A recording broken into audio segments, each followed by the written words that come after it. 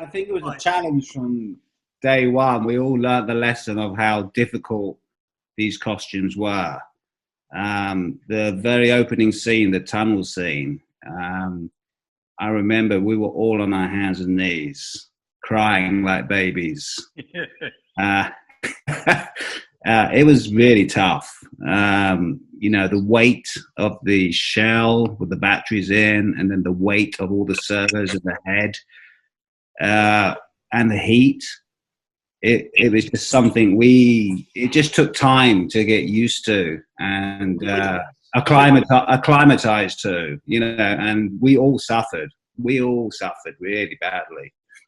But the Creature Shop came up with an interesting chair for us to rest our backs on. They would build this stool with a little top on it so we could do this over the top of it and save our spines. But yeah, it was a real challenge for all of us. And we all acclimatized after a week, I think, and started to rock and roll. But it was a real tough first week. It was tough, but I do remember they got in some great air conditioning company that got all the stages to, even though we were in North Carolina where it was like 100 degrees, the stages, but it was after about a week, we were able to keep the stages nice and cool. But when you're out on location, then it was just hot. Did anybody have a panic attack and have to rip the head off? One of the stuntmen did. I remember that. He tore the skin off the head. He was in such a hurry to get it off. Well, yeah, because you needed someone to open up the neck, and he just had a bit of a panic attack, and he just ripped the head right off, which we could all understand. But I remember the Chinese stunt coordinator was so mad at his stuntman, and we were like, no, it's totally understandable. I mean, I think that happened with all of us. I remember, like, after shooting for hours and hours and just feeling like your blood was boiling, and you'd hear, like, take the head off, and somebody, you'd just be like you were going to pass out. Yeah. There were so many things we were trying to work out. Like, for me, it was like communication, like I was completely shut off from everything, and then the littlest questions people would ask me, I'd have like no idea what they're talking about.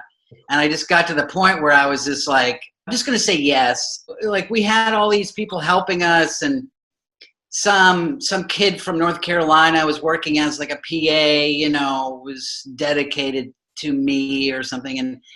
And he was, I was resting and I was just sweating, and it was like the third day. And I was like, why am I doing this? Like, I'm just questioning everything, about myself. And this guy looks into my mouth and he's like, hey man, you want some water? And I was like, yeah, it's a good idea. I'm trying to be supportive, even though I'm like dying, right? So the guy runs away and he comes back and he brings a Coke can. And I'm like, well, I guess there's water in that. So I'm like, oh, thanks, man. There was water in there sometime in the past. And he sticks a straw in the can, and then he presses it up against my head, and the straw like reaches like right here. And I'm just like this. And he's like, you good? And I'm like, yeah, I'm good. It didn't bother me at all because I lived in a cardboard box at the time, so the suit was an improvement. But no, really, the thing I hated most in the first show, before they figured out the fans with the Makita batteries, was when they would rush on the set at the yell of cut and stick the compressed air hoses in our faces. And inside you're going, it was just amazing. And you're doing things like, stop. Oh. Yeah, I found a picture of Brian with David and Steve and some camera assistants when they were doing the test in Hampstead. And I don't know if you guys can see it. Oh, yeah. But there's Brian with adjusting something, and there's Steve with the camera. I just thought that was kind of cool. Yeah. That is yeah, cool. it was And cool. there's one more. There's Steve in the foreground here on camera. And there's Dave being the superhero that he is. Brian, was that church? Yeah, that's the church. That is I remember that. That is the church that we used to use as overflow space. It was a derelict church on Roslyn Hill in Hampstead, but it is now Airedale Recording Studio. Oh, cool. It's now very famous. It's part of the Abbey Road group. It's now this beautiful big renovated church, and it's a recording studio. We used to go over there because I don't even think we had to get shooting permits or anything. I think we had a key to the padlock on the gate. We were just in our fittings, and Leonardo was the first suit that was sort of for the screen test that was, close to camera. And David, I kind of looked up to at that point, right? He was sort of my guide. Because John Stevenson, the head of the Creature Shop, showed me this video clip of this commercial that they did on a glacier in Norway, and David was like this polar bear, right? And I this was not my world at all. It's my first introduction to this world. Like walking into the Creature Shop, the head of Falkor is in the corner, I'm like, oh my God, oh my God. I'm like, and Henson, all right, this is amazing, And so he's like, look at David and the polar bear. And I was like, oh my God, this guy's incredible. Because I thought it was a real polar bear. Like, it was amazing. So David's doing this screen test.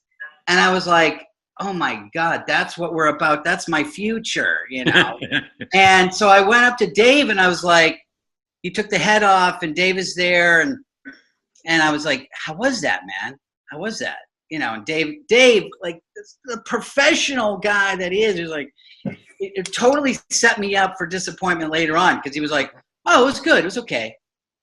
Right? And then, so I was like, oh, okay, this is going to be a piece of cake. This is going to be a piece of cake.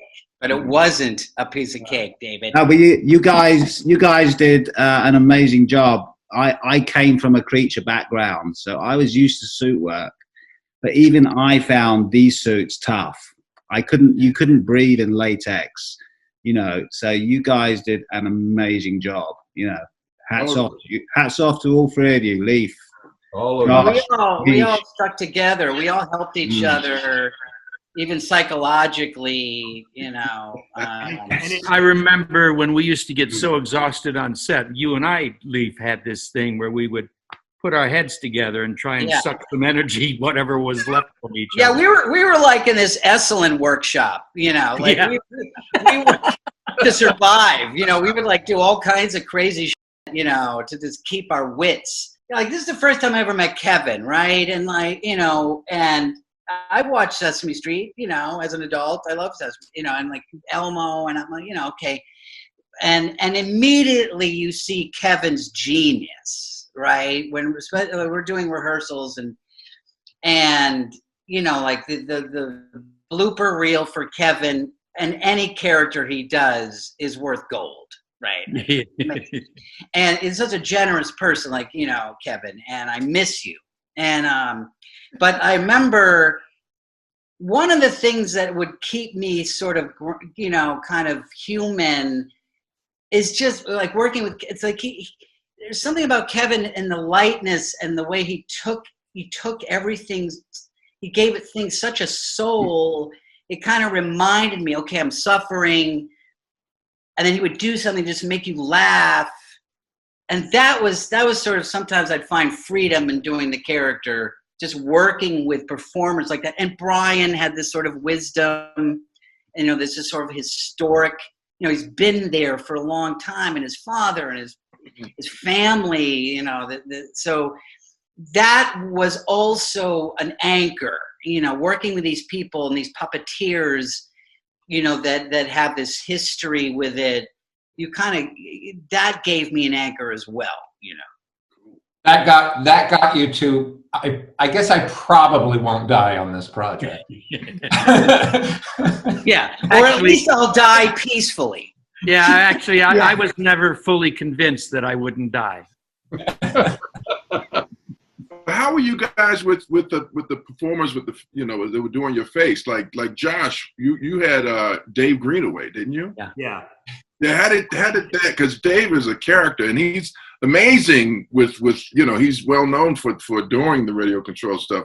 But I want to hear what you guys, you know, your relationship with the I thought, you know, one thing that was amazing just in the process was just we rehearsed for, I don't know if it was a week or 2 weeks in 2 weeks in like a room, and with our puppeteers doing some, you know, reflection of what we were doing as actors, you know, to modify it into the turtle face. And it was a very interesting relationship, you know, and sometimes we'd work line, I'd look at the face and we'd say like, what if it could be like this and that?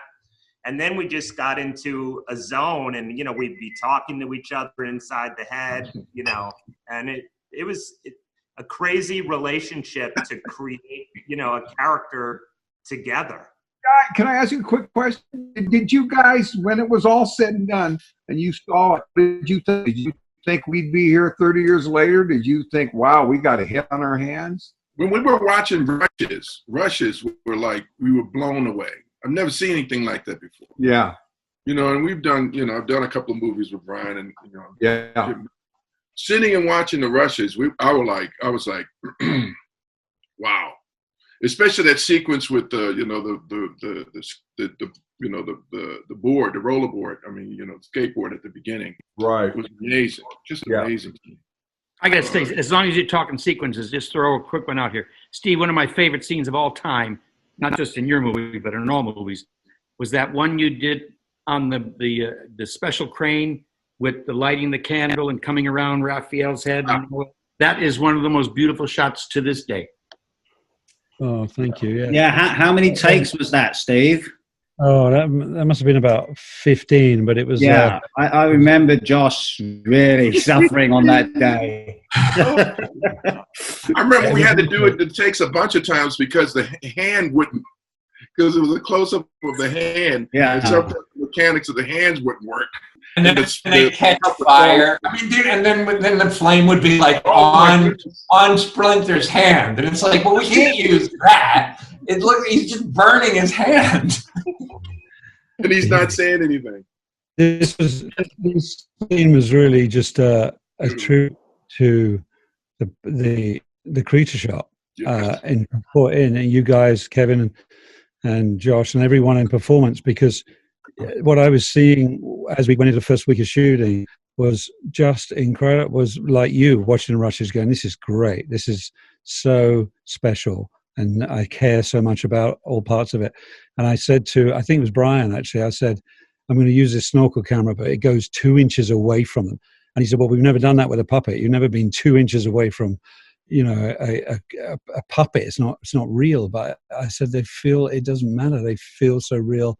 And as long as we were always kind of putting the glycerin in the eyes, as long as we kept the eyes moist, and particularly in that scene, you could get away with it. But I'm sure to this day, no one's gone that close to those kind of characters and, you know, puppets. And so it was, you know, it was all, again, something that was the right people doing the right thing at the right time.